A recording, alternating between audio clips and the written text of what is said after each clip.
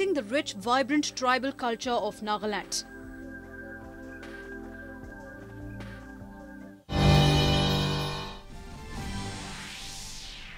Electoral environment heats up as political parties continue releasing lists of candidates for upcoming Lok Sabha polls.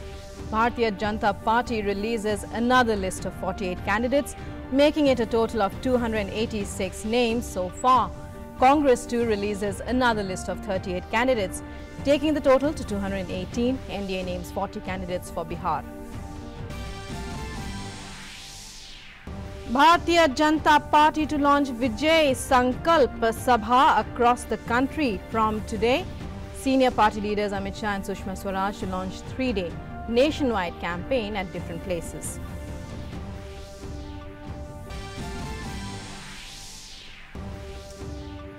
Centre acts on terror funding in Jammu and Kashmir. Properties worth crores belonging to terror financiers seized. Enforcement Directorate attaches Gurugram property of Zahoor Ahmad Shah Wattali, who is in Tihar jail on charges of terror funding. Multi-agency strike on terror funding has also been launched against 10 more such people. In international news, the United States-backed Syrian Democratic Forces formally announced destruction of Islamic State's control of land in eastern Syria. Says it would continue its military and security campaigns against jihadist sleeper cells. And in sports, Chennai Super Kings beat Royal Challengers Bangalore by 7 wickets in the Indian Premier League 2019 opening match at Chennai. In today's matches, Kolkata Knight Riders to take on Sunrisers Hyderabad at Kolkata, while Mumbai Indians will lock horns with Delhi Capitals in Mumbai. Hello and welcome to this edition of the news. I'm Rukma in our top story. The electoral environment has heated up as political parties continue releasing lists of candidates for the upcoming Lok Sabha polls. The BJP released another list of 48 candidates on Saturday evening. So far, a total of 286 names have come up in the BJP.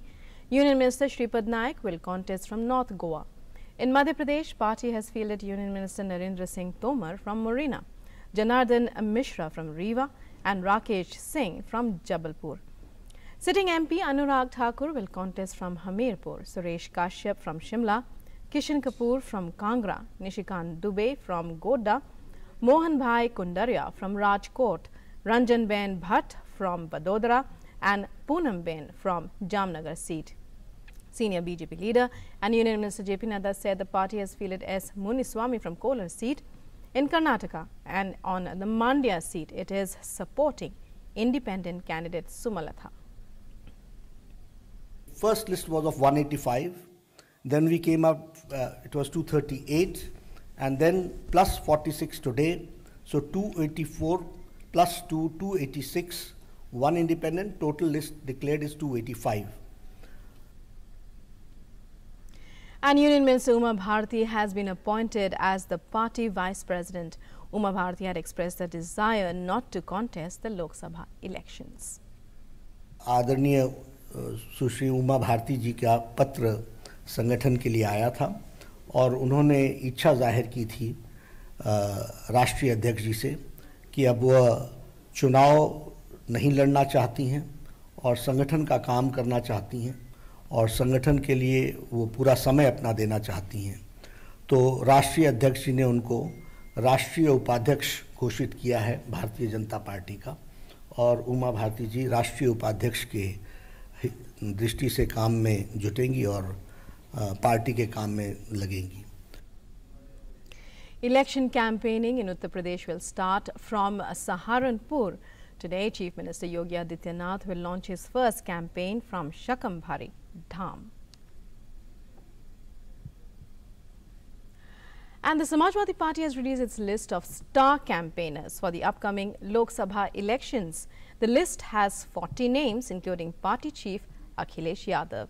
But it does not have the name of Samajwadi Party patron and patriarch and Akhilesh Yadav's father, Mulayam Singh Yadav. Dimple Yadav, Ram Gopal Yadav, Jaya Bachchan and Azam Khan are included in the list.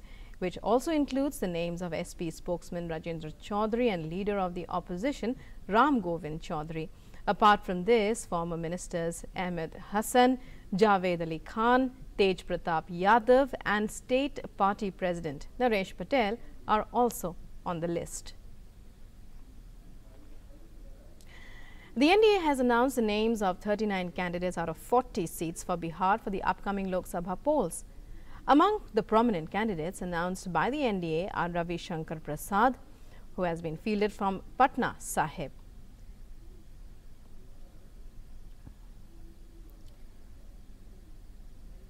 Giriraj Singh will contest from Begusarai. Ashwini Kumar Chaubey from Buxar and R.K. Singh from Ara, Radha Mohan Singh from East Champaran, Ram Kripal Yadav from Patliputra, Rajiv Pratap Rudi from Saran, Sanjay Jaiswal will contest from Paschim Champaran. Lok Janshakti Party's Chirag Paswan will contest from Jamui, Pashupati Kumar Paras from Hajipur, Chandan Kumar will contest from Nawada and Veena Devi from Vaishali have been nominated, while Janata Dal United leader Mahmood Ashraf will contest from Kishanganj. JDU's Vijay Kumar Maji will contest from Gaya and Ajay Kumar Mandal will contest from Bhagalpur. However, LJP did not announce the names of its candidates from Khagaria. मैं आपके सामने लोकसभा क्षेत्र के अनुसार उम्मीदवारों के नाम और दल के नाम मैं आप लोगों के नाम सामने सूची को पढ़ता हूं। क्रमांक 1 वाल्मीकि नगर श्री वैद्यनाथ प्रसाद महतो जनता दल यूनाइटेड। 2 पश्चिमी चंपारण डॉक्टर संजय जायसवाल, अभी वर्तमान सांसद भी हैं, भारतीय जनता पार्टी। 3 पूर्वी चंपारण श्री राधा मोहन सिंह जी। तीनों दल चला करके बिहार की 40 की 40 सीटों को जिताने का हमारा एनडीए का पूरा संकल्प है। The Bharatiya Janata Party will launch its campaign for the Lok Sabha elections through Vijay Sankalp Sabha organized across the country from today. BJP National President Amit Shah and other senior leaders of the party, including Sushma Swaraj and Nirmala Sitharaman, will launch the 3-day nationwide campaign in different Lok Sabha constituencies of the country. Amit Shah will address Vijay Sankalp Sabha in Agra. The Congress party has released another list of candidates for the upcoming Lok Sabha elections, which includes 38 names, taking the total to 218. The list includes 18 candidates for Karnataka, 9 from Madhya Pradesh, 1 from Maharashtra, 2 from Manipur, 5 from Uttarakhand and 3 from Uttar Pradesh. The government has started seizing properties belonging to terror financiers in a big way as part of its efforts to curb terror funding. 13 people and their properties have so far been identified by the National Investigation Agency, the NIA, in this connection. The Enforcement Directorate has already zeroed in on proceeds of such crimes and has begun action to freeze and seize their assets. Ongoing investigations into the first phase have determined and quantified assets valued at over 7 crore rupees as proceeds of terror funding crimes. In the first strike, action has been initiated to attach a bungalow of Zahur Watali in Gurugram.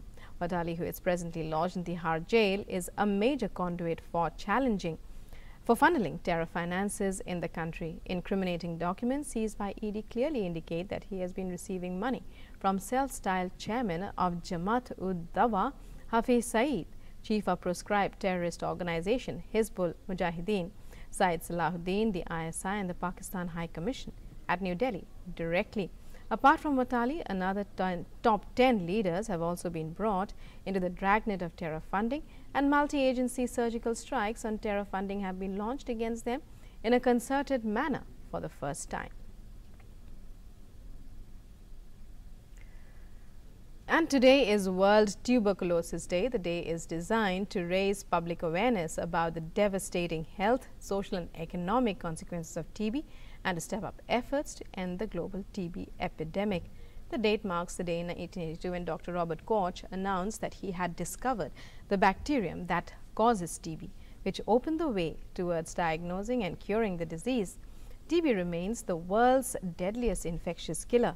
Each day, nearly 4,500 people lose their lives to TB and close to 30,000 people fall ill with this preventable and curable disease. Prime Minister Narendra Modi tweeted, "Today on World TB Day, we reaffirm our commitment towards ensuring a TB-free society. This would greatly benefit the poor. Correct and complete treatment is the key to winning the battle against TB. I also salute the people and organizations strengthening the TB-free movement. Government of India and various state governments are working hard to make India TB-free by 2025, 5 years before the global target of 2030. The centre's efforts such as TB-Free India campaign and Ayushman Bharat are improving health standards and providing assistance to TB patients." Union Finance Minister Arun Jaitley has said that the 2019 Balakot airstrike was not a revenge action. It was an action based on intelligence information. हम बालाकोट देश की सुरक्षा के लिए कर रहे थे। बालाकोट का पुलवामा से कोई ताल्लुक नहीं था। मान लीजिए पुलवामा ना हुआ होता, तब भी बालाकोट होता? निश्चित होता। कारण ये है कि आपके पास ये खबर आती कि सैकड़ों की तादाद में टेररिस्ट ट्रेन किए जा रहे हैं अगले 2 महीने में भारत में आतंक बचाने के लिए, तो सरकार क्या कहती कि मेरे पे आरोप लगेगा कि आप वोट के लिए कर रहे हो और मैं कुछ ना करूं। देश के हित में आपको तब भी जाना पड़ता। आतंकवादी आते और अपने आप को डिफेंड करते, अक्सर हम उनको मार देते, कहीं वो हमें मार देते। तो जो ये पॉलिसी सर्जिकल स्ट्राइक के बड़ी की जो पॉइंट ऑफ ओरिजिन है, जहां से टेरर शुरू होता है, हम वहां जाएंगे। तो बालाकोट पुलवामा का रिवेंज एक्शन नहीं था। बालाकोट क्योंकि इंटेलिजेंस इंफॉर्मेशन थी, उसकी वजह से बालाकोट हुआ। Speaking exclusively to DD News, the finance minister said that the government has a clear policy on Pakistan, that terror and talks cannot go together. देखिए, पाकिस्तान पे मैं पहले स्पष्ट कर दूं, बिल्कुल स्पष्ट नीति है। जिन लोगों को अंतर्राष्ट्रीय प्रोटोकॉल की समझ नहीं है, फॉरेन पॉलिसी में, फॉरेन रिलेशंस में एक प्रोटोकॉल होता है, एक पॉलिसी होती है। पॉलिसी क्या है, हमने बालाकोट में साबित कर दी। जब तक आतंक खत्म नहीं होगा तब तक हम बात नहीं करेंगे, ये हमने साबित कर दिया। प्रोटोकॉल आपको निभाना पड़ता है। हम लोग चुनाव में जाते हैं, जब हमारे विरोधी के घर में भी शादी होती है तो बधाई देने जाते हैं। चुनाव में उसके कार्यालय में नहीं जाते, उसके खिलाफ चुनाव लड़ते हैं, उसके खिलाफ भाषण देते हैं। तो जो लोग इस पे टिप्पणी कर रहे हैं, हमारा दुर्भाग्य है पब्लिक डिस्कोर्स का कि प्रोटोकॉल और पॉलिसी के बीच में उनको अंतर नहीं मालूम। The union minister also made it clear that those who loot the country and its banks will be caught and brought to justice. 2011 में फ्रॉड शुरू हुआ कांग्रेस के जमाने में। 2018 में हमने पकड़ा, संपत्तियां सीज कर दी, चार्जशीट्स डाल दी, दुनिया में उसको फॉलो करती रही हमारी एजेंसीज, और लंदन में पकड़ लिया।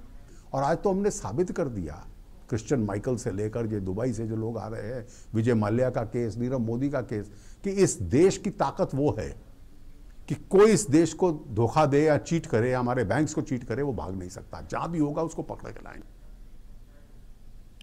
And you can watch the full interview of Union Minister Arun Jaitley tonight on DD News at 7:30 p.m. and on DD India at 8 p.m. Sri Lankan President Maithripala Sirisena has handed over a proposal seeking to declare the Theravada Tripitaka, the sacred scripture of Buddhists, as a UNESCO World Heritage. The proposal was officially handed over during a national ceremony held in Kandy on Saturday to the UN resident coordinator in Sri Lanka. Tripitaka was first preserved by memory and then written on palm leaves in Sri Lanka and finally scripted in stone. We tell you more in this report. Buddhism has its origins in India, but Sri Lanka is credited for preserving it, with the country having majority Buddhist followers. While Buddha's preachings were followed by thousands, it was propagated through word to mouth for generations till the Tripitaka was finally written down in Sri Lanka about 100 years before Christ. They were first compiled and written on palm leaves with more than 1,000 monks involved in the task in Aluvihare near Matal. Sri Lankan President Maithripala Sirisena chose the place to declare Tripitaka as national heritage in January and has initiated the process for declaring it UNESCO heritage under the category of memory of the world.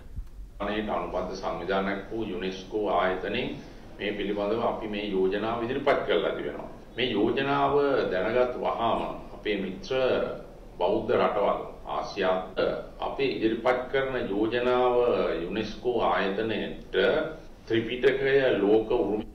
The announcement followed a week of Tripitaka Abhivandana, during which several programs were organized throughout the country and abroad, including one in Bodh Gaya, the place where Lord Buddha achieved enlightenment.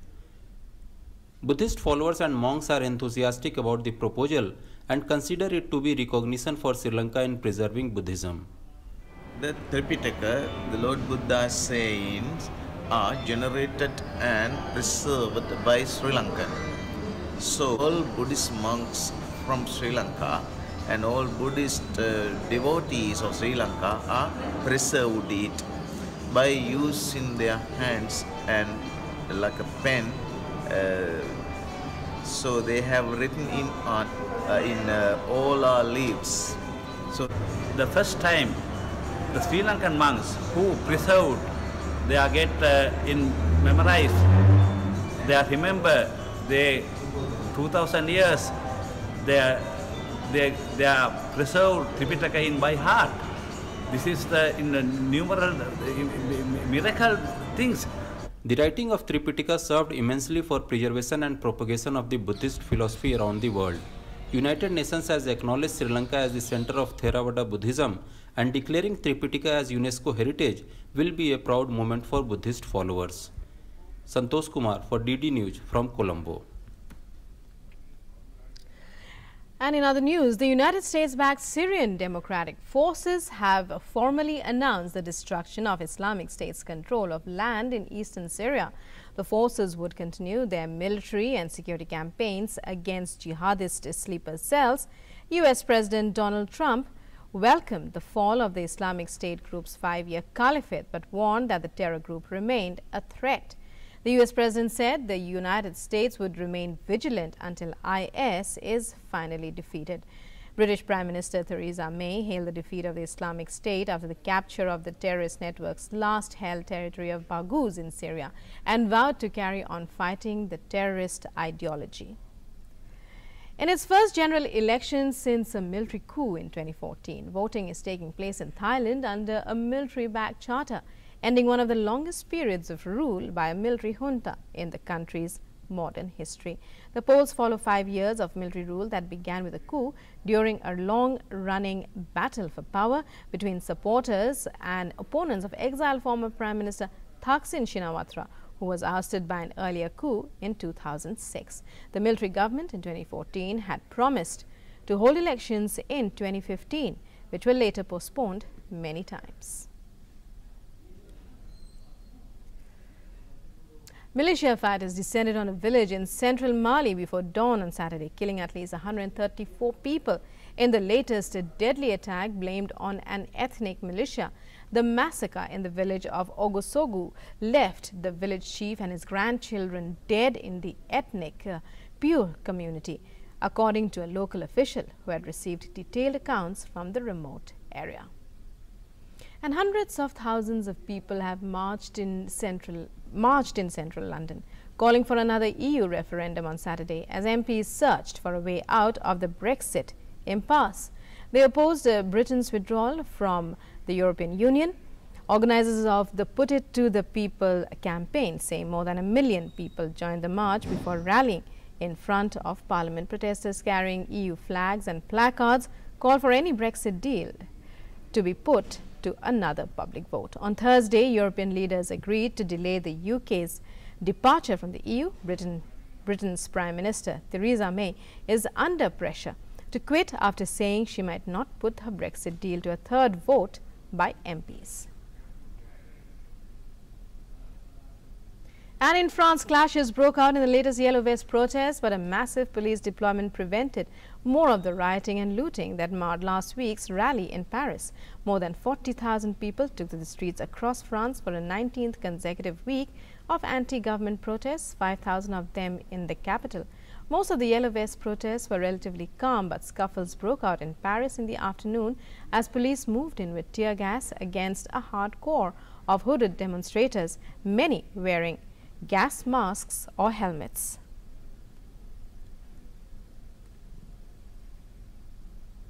And 2 explosions went off at a celebration in a stadium in the Afghan city of Lashkargah on Saturday, killing 4 people and wounding 31. The blast came during a Farmers' Day celebration in the southern city that was attended by nearly 1,000 people. The gunfire came from security personnel and bodyguards of the governor who was attending the celebration. The blast appeared to have been caused by planted explosives. There was no immediate claim of responsibility. And Chennai Super Kings crushed Royal Challengers Bangalore to by 7 wickets in the opening match of the IPL 2019 at the M.A. Chidambaram Stadium in Chennai on Saturday.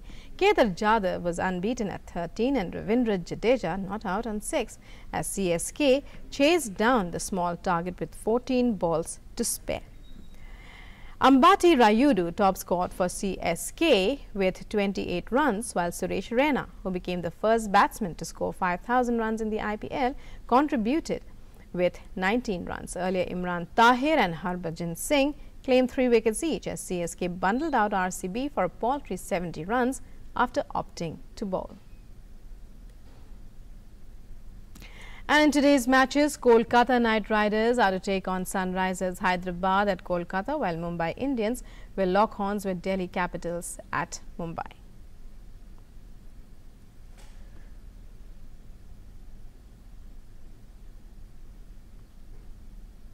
And Serena Williams has pulled out of the ATP Miami Open with a left knee injury. It is the second consecutive WTA event in 2 consecutive seasons when the former champion has decided not to play due to an injury. The 37-year-old superstar, now ranked number 10 in the world, appeared to be moving freely with a 6-3, 1-6, 6-1 victory against Sweden's Rebecca Peterson inside Hard Rock Stadium in the second round of the Miami Open. Williams fell in a 3-set battle with Czech Karolina Pliskova in the quarterfinals of the Australian Open in January. In her first tournament since then at Indian Wells this month, she defeated former world number 1 Victoria Azarenka in her opening match, but then retired while trailing against another former number 1 Garbine Muguruza with a viral illness. Williams did not mention any health issues during a news conference after the match, and the WTA had no information regarding when she got hurt. Williams was next scheduled to play 18-seeded Qiang Wang, who advanced to the 4th round. And Alex Zverev was ousted by David Ferrer in 3 sets at the Miami Open. David Ferrer, who has announced he will soon retire from professional tennis, rallied from a set down to defeat the 21-year-old Zverev 2-6, 7-5, 6-3. He will next face American Francis Tiafoe in a 3rd-round match at the new Hard Rock Stadium venue.